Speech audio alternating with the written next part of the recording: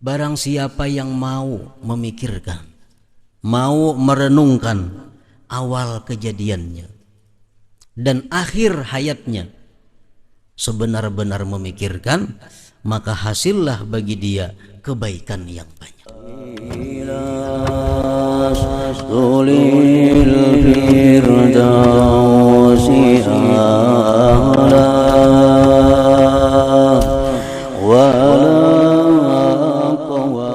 Bismillahirrahmanirrahim. Alhamdulillahil awwalil akhir, al-munazzahi 'anil ashbahi wan nazair, al-madhkuri fil alsinati wal dhamair. Ashhadu an la ilaha illallah wahdahu la syarika lahul mutakabbir, wa ashhadu anna sayyidana Muhammadan abduhu wa rasuluhul mubashshirul munzir. Allahumma salli wa sallim wa barik ala sayyidina Muhammadin nuriz zahir wa ala alihi wa sahbihi wa zurriyyatihi wa atba'ihi ila yaumil akhir, amma ba'd. Yang kita hormati dan kita cintai para habaib, para alim ulama, muhibbin, hadirin dan hadirat rahimakumullah. Al-thalis wal-rabi wa sab'un min asma'illah al-husna al-awwalu al-akhir. Yang ke-73 dan ke-74 daripada asma'ul husna ialah al-awwal dan al-akhir.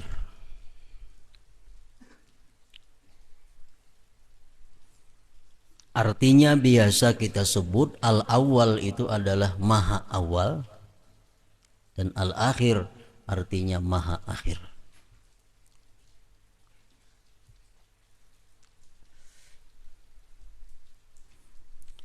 Sedangkan maksud daripada al-awwal itu dan al-akhir tadi ialah huwallazi laisa qablahu syai' wala ba'dahu syai', la muftatiha wala mukhtatima liwujudih. Ialah sesuatu yang tidak ada sebelumnya sesuatu. Ini awal. Tidak ada sebelumnya itu sesuatu. Jadi Allah maha awal. Artinya apa? Bahwa tidak ada sesuatu sebelum Allah. Sedangkan al-akhir wala ba'dahu syai', dan tidak ada sesudah Allah sesuatu. Di dalam Al-Quran baik al-hadis menceritakan di mana nantinya pada hari akhir semua makhluk Allah ini dibinasakan. Kullu syai'in halik, tiap-tiap sesuatu itu binasa, illallah, kecuali Allah. Nah, disinilah Allah yang akhir. Tidak ada satupun lagi makhluk hidup selain hanya zat Allah subhanahu wa ta'ala yang maha kadim ini. La mubtatiha wa la mukhtatima liwujudih, tidak ada permulaan dan tidak ada kesudahan bagi adanya Allah subhanahu wa ta'ala. Nah, itu maksudnya maha awal dan maha akhir. Firman Allah subhanahu wa ta'ala di dalam surah Al-Hadid ayat 3, huwal awwalu wal akhir wal zahiru wal batin wa huwa bikulli syai'in alim. Artinya dialah Tuhan yang maha awal dan dia pula yang maha akhir. Dia yang maha zahir dan dia yang maha batin, dan dia mengetahui dengan tiap-tiap sesuatu. Nah, jadi jelas bahwa al-awwal dan al-akhir ini termasuk asmaul husna yang langsung dijelaskan oleh Allah subhanahu wa ta'ala di dalam Al-Quran.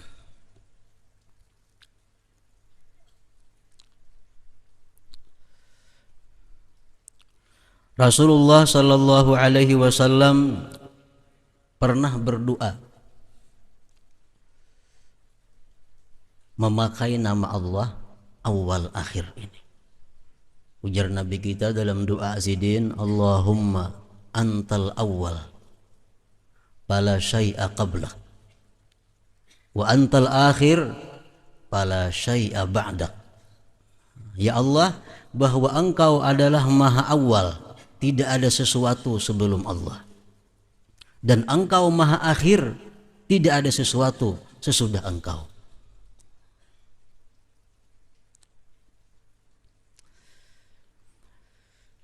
Para muhibbin rahimakumullah,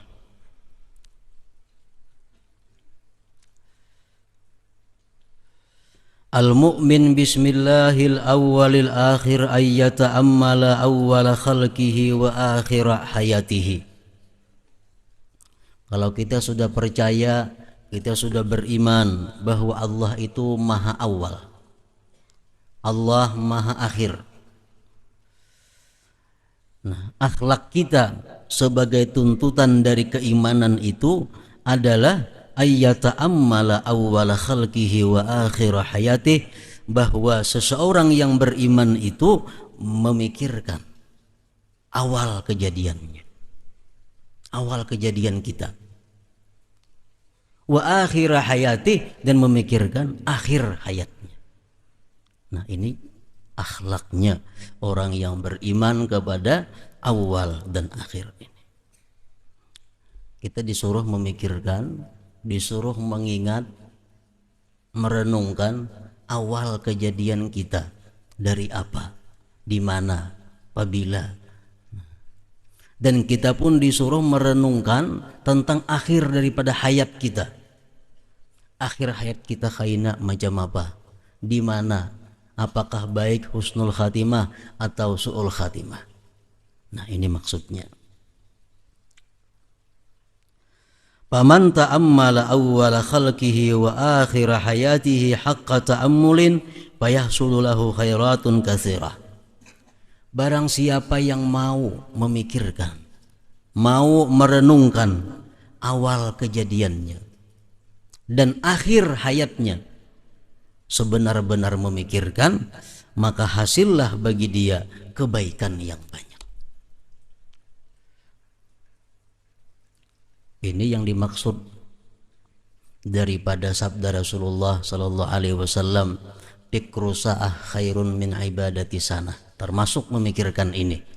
Ujar Nabi kita, berpikir satu saat lebih baik daripada ibadah 1 tahun. Kenapa sebabnya? Karena kalau kita yang pikirkan itu sesuatu yang merupakan awal kejadian kita, yang kita pikirkan akhir kehidupan kita, akan timbul berbagai macam kebaikan-kebaikan. Para muhibbin rahimakumullah, seorang pedagang, seorang pelaku ekonomi, apabila dia mau memikirkan awal kejadiannya dan mau merenungkan akhir hayatnya, maka dia akan jadi seorang pedagang yang jujur dan amanah. Penyakit daripada pedagang ini adalah jujur. Penyakit bagi orang pedagang. Kalau jujur itu sulit. Orang pedagang ini kalau jujur lambat. Dalam satu hadis Rasulullah menyatakan, yang maksudnya bahwa inilah yang kebanyakan memasukkan ke dalam neraka. Ada jujur, ini untuk para orang-orang yang pelaku ekonomi, orang-orang yang pedagang. Nah, obatnya supaya bisa berdagang itu jujur adalah merenungkan awal kejadian kita. Kita renungkan akhir hayat kita macam apa kalau berdagang ini kada jujur. Nah, bila mau selamat, mau merenungkan itu. Akibat kita lupa akhir hayat kita, akibat kita lupa awal kejadian kita, jadilah kita pedagang nang kada jujur. Makanya ujar Rasulullah bersabda, al-at-tujar humul fujjar. Nah, pedagang itu adalah orang-orang yang jahat. Kenapa sebabnya? Karena kebanyakan daripada mereka itu kada jujur. Yang kedua lagi pejabat. Termasuk dalam pejabat ini aparat. Kalau mereka ini mau memikirkan awal kejadian mereka, mau merenungkan akhir hayat mereka, mau merenungkan, niscaya jadilah mereka itu pejabat-pejabat atau aparat-aparat yang adil. Jadilah pejabat aparat yang memikirkan keadaan rakyatnya. Kenapa sebabnya kita punya aparat yang kada adil? Kenapa kita punya pejabat yang korupsi? Sebabnya apa? Karena mereka itu kada sebenar-benarnya merenungkan awal kejadian dan akhir kehidupan mereka. Yang mereka pikirkan hanya adalah sesaat dalam dunia ini. Nah, sifat zalim, kada adil, inilah penyebabnya kebanyakan orang-orang aparat pejabat itu masuk neraka. Demikian maksud dari sebuah hadis Rasulullah Sallallahu Alaihi Wasallam. Jadi kalau pedagang itu penyakitnya jujur, pejabat aparat penyakitnya adil. Ini yang paling banyak menyebabkan mereka celaka atau binasa. Untuk mendapatkan keadilan bagi seorang pejabat, banyak-banyak mengingat awal dan akhir. Awal dari mana dan akhirnya seorang akan kemana. Para muhibbin rahimakumullah. Yang ketiga adalah ulama. Seorang ulama ini bila mana mau memikirkan awal kejadiannya dan mau merenungkan sebenar-benar merenungkan akhir hayatnya, niscaya dia jadilah seorang ulama yang nasih, bukan menjadi ulama yang hasid, yang dengki. Nah, ini Rasulullah mengatakan dalam satu hadis yang maksudnya penyakit yang menyebabkan para ulama itu masuk ke dalam neraka lebih dulu daripada yang lainnya adalah hasad, dengki ini. Kenapa ulama bisa dengki? Karena hanya memikirkan sesaat. Mereka kadang memikirkan sebenarnya awal kejadiannya dan akhir hayatnya. Ulama ini kalau sudah dengki, kada kalah kejamnya daripada nang kada ulama. Bahkan bisa lebih kejam daripada nang kada ulama. Kalau kita membaca sejarah, dulu di Kufah itu ada seorang ulama muda yang bernama Nu'man.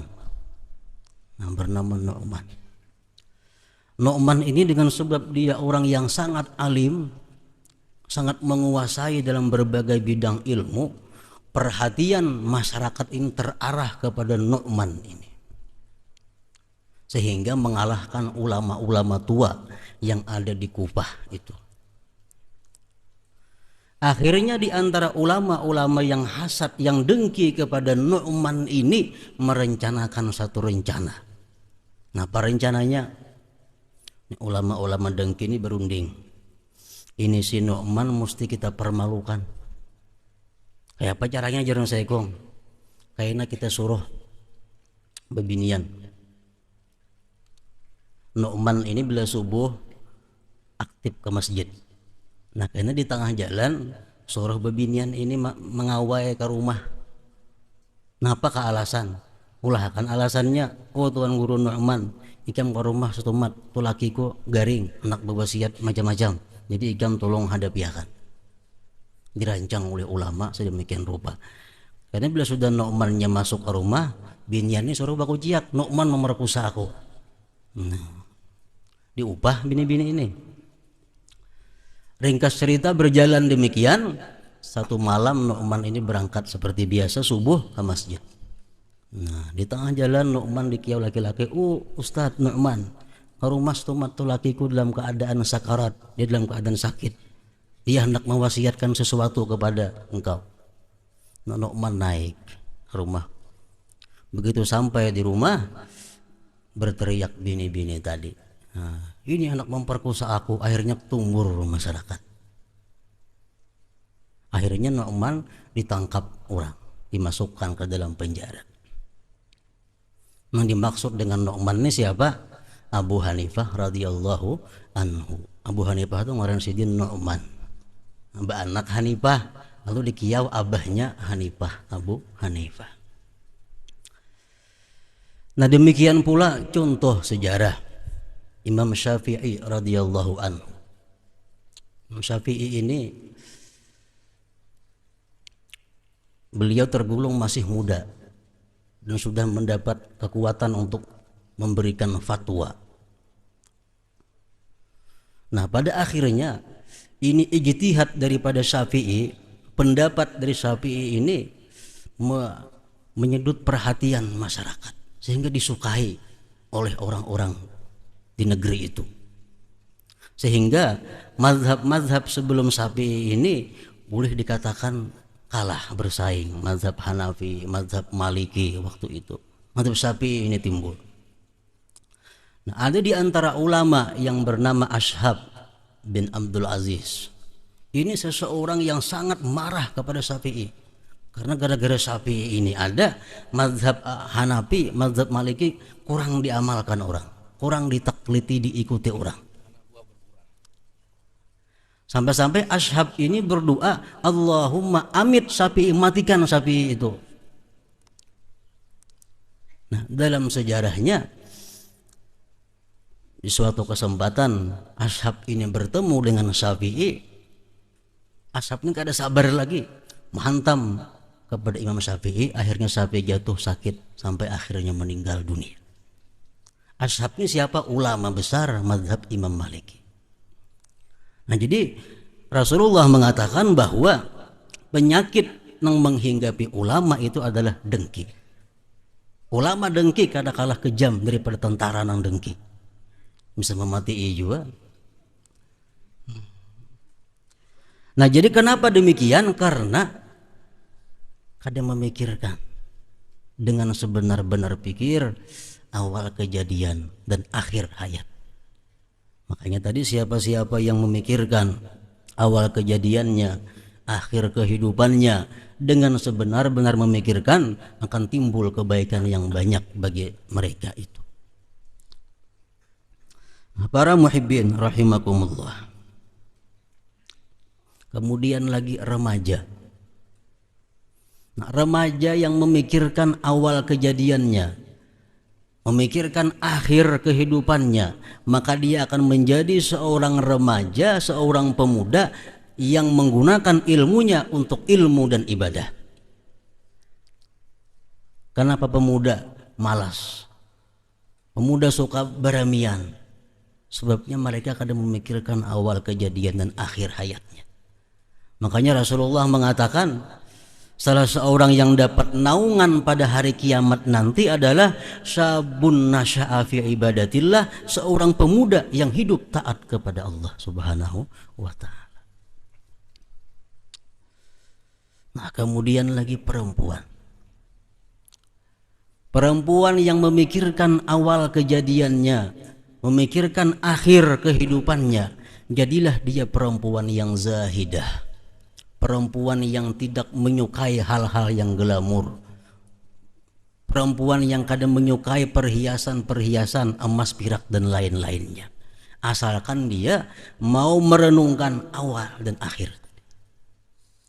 Rasulullah mengatakan ahlakahunnal ahmaran, yang mencelakakan perempuan itu kebanyakannya dua, emas, perak dan pakaian. Nah, para muhibbin rahimakumullah, siapa-siapa yang mau merenungkan, sebenar-benar merenungkan tentang awal kejadiannya, akhir hayatnya, akan timbul kebaikan yang banyak pada diri orang yang mau merenungkan itu.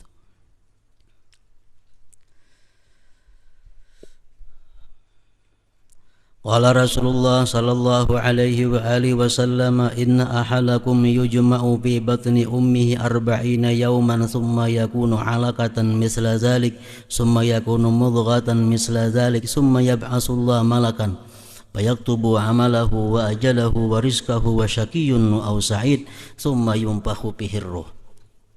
Ini awal kejadian. manusia. Kita disuruh merenungkan awal kejadian kita. Nang kayak apa garang awal kejadian kita? Rasulullah menyampaikan bahwa salah seorang kamu itu dihimpunkan kejadiannya di dalam perut ibunya, dalam rahim ibunya 40 hari berupa nutfah, kumpulan tetes mani dari bapak dan ibu. Ini 40 hari asal kejadian kita. Kita kada ingat lagi, Allah mengingatkan supaya kita ingat. Kemudian 40 hari berikutnya nutfah ini menjadi segumpal darah. 40 hari lagi menjadi segumpal daging. Kemudian Allah kirim malaikat ke rahimnya ibu tadi. Untuk apa malaikat ini? Menulis amalnya. Menurut satu riwayat ditulis di dahinya, di dahi janin. Ini orang amalnya saleh atau fasid, baik atau buruk. Ditulis di situ lagi ajalnya, panjang atau pendek. Ditulis lagi rezekinya, luas atau sempit.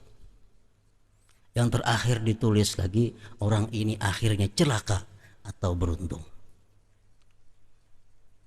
Nah, sesudah itu baru ditiupkan roh oleh Allah Subhanahu wa ta'ala. Nah, itulah asal kejadian daripada manusia. Para muhibbin rahimakumullah, hadis Rasulullah tadi setidak-tidaknya dapat kita ambil intisarinya 5 perkara. Pertama, Allah himpunkan kejadian kita di dalam perut ibu, rahim ibu. Nah, ini menunjukkan bahwa kejadian seorang manusia itu dominannya adalah ibu. Abah tahu apa ada? Yang sangat berperan dalam hal kejadian kita ini adalah ibu kita. Mulai dari nutfahnya, mengandung alaqahnya, mengandung mudghahnya, sampai bergerak sampai keluar, itu adalah urusan ibu kita. Bi batni ummi. Nah, ini apa artinya? Bahwa ibu itu mesti lebih dari bapak dalam hal perhatian kita, dalam hal kebaktian kita, dalam hal ketaatan kita, dalam hal kesayangan kita dan kehormatan kita. Rasulullah Shallallahu Alaihi Wasallam pernah didatangi seorang laki-laki. Laki-laki tadi berkata, ya Rasulullah, man ahaqqu bihusni sahabati. Siapakah orang yang paling baik aku sahabati? Nabi kita menjawab, ummuk, ibu engkau. Kemudian siapa lagi wahai Rasulullah? Ummuk, ibu engkau. Kemudian siapa lagi hai Rasulullah? Ummuk, ibu engkau. Kemudian siapa lagi hai Rasulullah? Summa abuk, kemudian abah engkau. Nah, jadi 3-1 artinya. Nah, ulama-ulama hadis mengambil kesimpulan dari ini bahwa ibu kita itu berhak mendapatkan kebaktian kita 2/3, bapak hanya 1/3. Gantiannya, kalau istri disuruh taat pol kepada seorang suami, kayaknya anaknya ini pun harus taat pol kepada ibunya. Allah maha adil. Mun kayaknya pula anaknya harus taat kepada bapaknya aja, kasihan bini ini, mana inya sudah taat lawan laki, anaknya pula lawan bapak pulang gitu lah. Nah, jadi anaknya ini banyak mesti ke ibu. Para muhibbin rahimakumullah. Jadi Imam Al-Lais ditanya orang, wahai Imam, ulun ini ada masalah, abah nyuruh macam ini, mama menang hati. Kayak apa? Jar abah hikam nangka ini, jar mama jangan. Kada kawa dikompromiakan, kada kawa lagi bertentangan berdua nih. Abah nyuruh ulun sakulah umpamanya, mama nyuruh ampeh. Atau mama nyuruh ampeh, abah nyuruh sakulah. Nah, mana yang dituruti? Nah, Imam Lais menjawab, ati' ummah, taati ibu engkau. Taati ibu engkau. Nah, ini kalau bapak dan ibu ini orangnya punya aklun salim, punya akal yang selamat, akal yang normal. Nah, mamanya kada normal, kada aku dituruti juga. Punya normal. Abahnya orang normal, mamanya orang yang normal. Karena ujar Imam Lais mengatakan bahwa ibu ini punya 2/3. Jadi kalau kita memberi abah 1.000 rupiah, mama 3.000. Abah selambar, mama 3 lembar. Nah, kayak itu aturannya. Yang pertama itu. Jadi hubungan anak dengan seorang ibu ini sangat besar dan sangat kuat.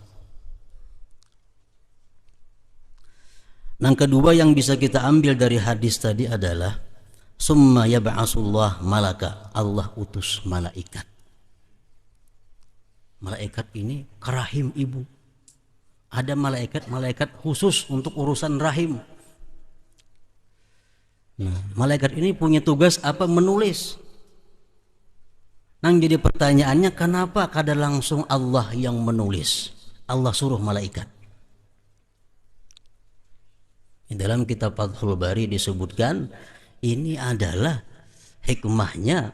Kalau Allah Subhanahu wa ta'ala yang menulis kita ini demikian-demikian, kada akan bisa dirubah lagi.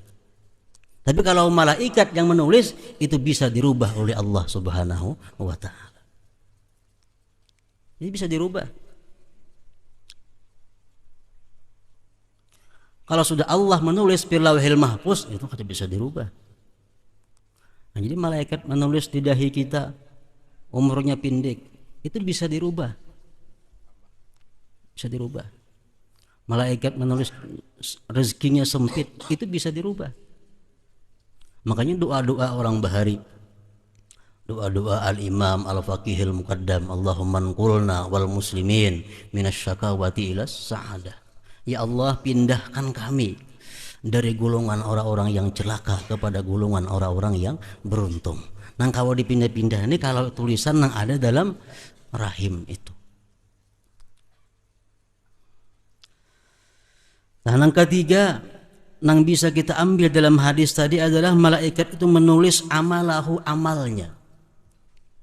Amal ini orang salih atau kada salih. Nah, kalau kita merenungkan ini, apa yang kita lakukan?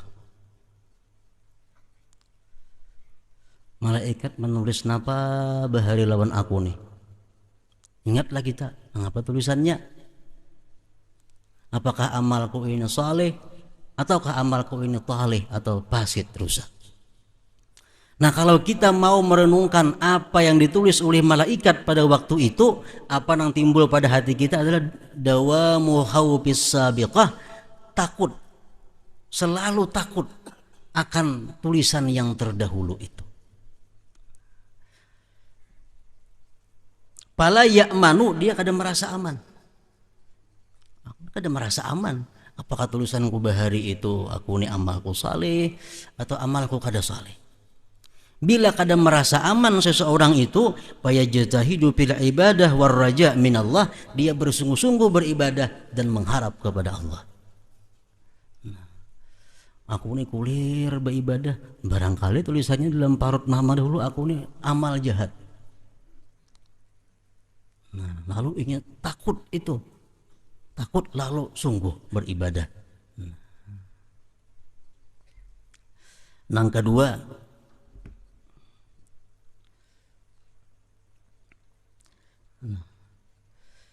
pertama tadi malaikat ibu, yang kedua malaikat, ketiga amal, yang keempat adalah ajal. Ditulis malaikat, ajal ini orang panjang, ajalnya pendek. Nah, kalau kita merenungkan tulisan malaikat, berapa ajal kita, panjang atau kada? Kalau kita mau merenungkan itu, apa hasilnya? At-ta'ahub lil maut, bersiap-siap mati. Bersiap-siap mati. Kalau orang bersiap-siap mati, nyaman matinya. Nyaman matinya. sama orang naik haji turis ke Makkah tuh naik haji paspor hijau, kalau minta tangkap nyaman. Kenapa? Karena sudah siap, barang-barang sudah dikirim berdahulu, duit hibak di kantong besango, jintingan ada kasih kemari minta tangkap kawan polisi, nyaman kalau. Kayak itulah orang yang siap mati kayak itu. Nah, coba kalau kita kada hendak bulik ke benua, barang samuan masih dalam gedung, anak bini dalam gedung, seorang pas tangkap orang. Nah, kayak apa rasanya? Nah, kayak itulah takutnya kita menghadapi maut itu. Kalau sudah siap, kada ada takutan mati. Ta'ahub lil maut. Li'anna al-mauta laysa lahu sinnun ma'lum wala zamanun ma'lum wala maradun ma'lum wala makanun ma'lum. Karena kematian itu tidak ada umur yang tertentu. Berapa umur kada ada. Tidak ada masa yang tertentu. Dan tidak ada penyakit yang tertentu. Orang tak kena penyakit ini pasti mati, kada tentu. Ada orang kena penyakit AIDS 12 tahun dah kada sing matian lagi. Ada terkena malaria 2 hari mati. Karena kematian itu kada dengan penyakit tertentu. Wala makanin ma'lum, dan tidak ada tempat tertentu. Samuan itu majhul, kita kada tahu. Nah, liyakunal mar'u ala uhbatin min zalik, agar seseorang apa? Siap untuk demikian itu. Bersiap-siap untuk demikian itu. Nang keempat dalam hadis tadi dapat kita ambil adalah warizku, rizkinya ditulis oleh Allah rezeki kita. Nah, di sini apa? Kalau kita merenungkan bahwa rezeki itu ditulis oleh Allah, kita meyakini bahwa sesuatu nang ampun kita kada akan teka orang lain. Dan siapa-siapa meyakini bahwa sesuatu ampun orang lain kada akan taka kita, maka kita akan tenang dalam hal berusaha. Kada ribut berusaha tuh kada abut, kada begasak-gasak buka toko, kada belandung-landung tutup toko. Kenapa? Karena punya keyakinan bahwa nang rezeki ampunku hari ini pasti sampai kepadaku. Nang kada ampunku mesti pukul 6 buka tetap kada sampai kepadaku rezeki. Nah, itulah awal kejadian daripada manusia. Mungkin kita mau merenungkan tadi, timbul berbagai macam kebajikan-kebajikan.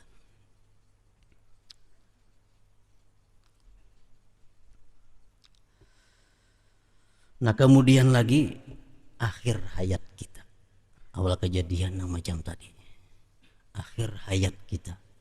Coba kita pikirkan akhir hayat kita. Hanya ada 2 kemungkinan. 1, husnul khatimah. 2, su'ul khatimah. Itu 2 macam aja ada. Imma putih, imma hitam. Abu-abu ada. Kada orang mati menangan-nangan antara husnul khatimah, su'ul khatimah ada. Nah, di sini kita memikirkan, aku ini macam ini, memperbuat dosa ini, berusia matiku ini su'ul khatimah. Walhasil kalau kita mau merenungkan tentang apa yang terjadi, kita menghadapi malaikat maut. Bila malaikat maut itu timbul menghadap kita, hilang semuaan kita, kada punya rasa apa-apa lagi. Lebih daripada stroke, lebih daripada stres, bakuciak kalau kau lagi. Nah, kalau kita datang oleh malaikat maut itu, makanya dalam satu asar dikatakan, ditanyakan kepada seorang tabi'in, kapan kita kada kenal lagi kepada orang sekitar kita? Beliau menjawab, waktu kita melihat malaikatul maut. Kita kada kenal siapa-siapa lagi. Hatta rumah kita kada kenal, bini kita kada kenal lagi, anak kita kada pinandu lagi. Kenapa? Karena dahsyatnya itu malaikat maut. Kalau inyang mencabut orang-orang nang banyak dosanya, nang banyak jahatnya. Nah, ini nang kita pikirkan akhir hayat ini. Kada tagawi lagi kita hal-hal maksiat, hal-hal diharamkan Allah, asal mau kita merenungkan akhir hayat kita ini. Para muhibbin rahimakumullah, kemudian yang ke-75 dan ke-76 daripada Asmaul Husna adalah Al-Zahir Al-Batin. Mudah-mudahan Allah memberi kita hidayah, taufik, kita menjadi orang-orang yang saleh dan husnul khatimah. Wa ila hadratin Nabi sallallahu alaihi wasallam. Al-Fatihah.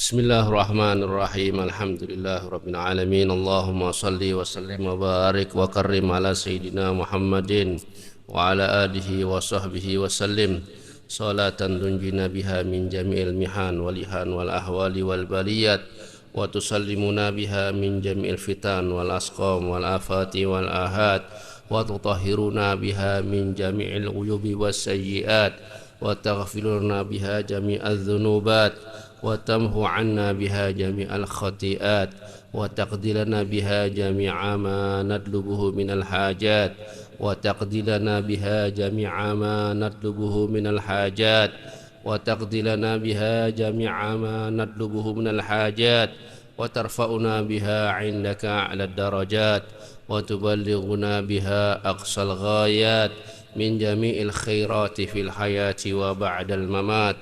Ya Rabbi ya Allah ya mujibad da'awat. Rabbana hab lana min azwajina wa dhurriyyatina qurrata a'yunin waj'alna lil muttaqina imama. Allahumma inna nas'aluka al-afwa wal afiyah wal mu'afata daimah fid dini wad dunya wal akhirah. Allahumma inna nas'aluka husnal khatimah. Allahumma inna nas'aluka husnal khatimah wa na'udzubika min su'il khatimah wa na'udzubika min su'il khatimah. Allahumma ja'al umurana awakhirahu.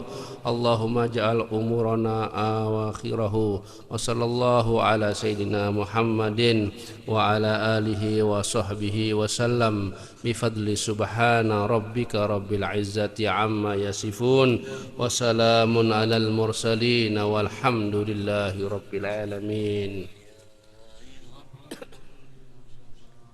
Sallu alaihi wa sallimu taslima. Allahumma salli wa sallim